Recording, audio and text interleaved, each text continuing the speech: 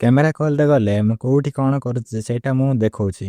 ମୁଁ ଶିବୁ ଭାଇଙ୍କ ଅଣ୍ଡରରେ ଯାଉଛି କୋଉଠି। ଏ ଭାଇ ଆମେ ଯାଇଥିଲୁ, ଆମେ 3 ଜଣ ଯାଇଥିଲୁ, ମାନସ, ସାଗର ଆଉ ମୁଁ। ଫାଷ୍ଟକୁ ଆମେ ମନ୍ଦିରକୁ ଗଲୁ, ମନ୍ଦିରରେ ପୂଜା କରା ରେକର୍ଡ଼ିଂ କଲୁ। ତାପରେ ଆମେ ବାହାରି ପଡ଼ିଲୁ ଝିଅ ପାଖକୁ, ଝିଅର ଟିକେ କ୍ଲୋଜଅପ୍ ସଟ୍ ନେବା ପାଇଁ।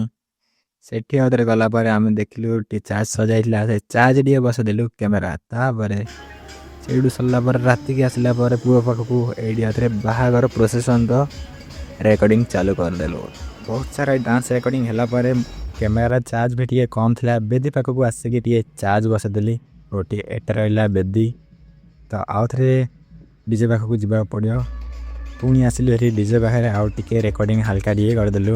ଟିକେ ଘର ପାଖକୁ ବି ଆସିଲାନି ଆଙ୍କର, ତ ଚାଲ ଘର ପାଖକୁ ଆସିଲା ପରେ ଏଠି ବେଦି ପାଖକୁ ଆସିଲୁ। ବେଦି ପାଖରେ ପଣ୍ଡିତ ବସିଛି, ଏବେ ଆସିନାହାନ୍ତି ମାଇକି ନାନାଙ୍କର। ଏଠି ଆମେ ବୋର୍ଡ଼ କନେକ୍ସନ୍ ଦେଇଦେଇଛୁ, ଚାର୍ଜ ଏଠୁ ଡାଇରେକ୍ଟ ଚାର୍ଜ ବି କ୍ୟାମେରା ହେଉଛି, ଏଠୁ ଏକା ରେକର୍ଡ଼ିଂ ହେଉଛି, ଆମେ ଏମିତି ରଖିଛୁ। ତ ମୋତେ ନିଦ ଲାଗିଲାଣି, ଟିକେ ଲେଟ୍ ହେଲାଣି ମଧ୍ୟ। ମୁଁ ଟିକେ ଆସିଲି ଏଠି, ଲୋକମାନେ ବି ଶୋଇଛନ୍ତି, ମୁଁ ବି ଏଠି ଟିକେ ଶୋଇପଡ଼ିଲି। ଆଉ ଟିକେ ପରେ ଯାଇକି ମୁଁ କ୍ୟାମେରା ଧରିବି। ତାଙ୍କର ବାହାଘର ସରିଲା ବେଳୁ 3ଟା ଅଧେ ସମଥିଙ୍ଗ ହେଇଯିବ, ଘରକୁ ଗଲାବେଳୁ 4ଟା ହେଇଯିବ। ତ ଏତିକି, ବାଏ।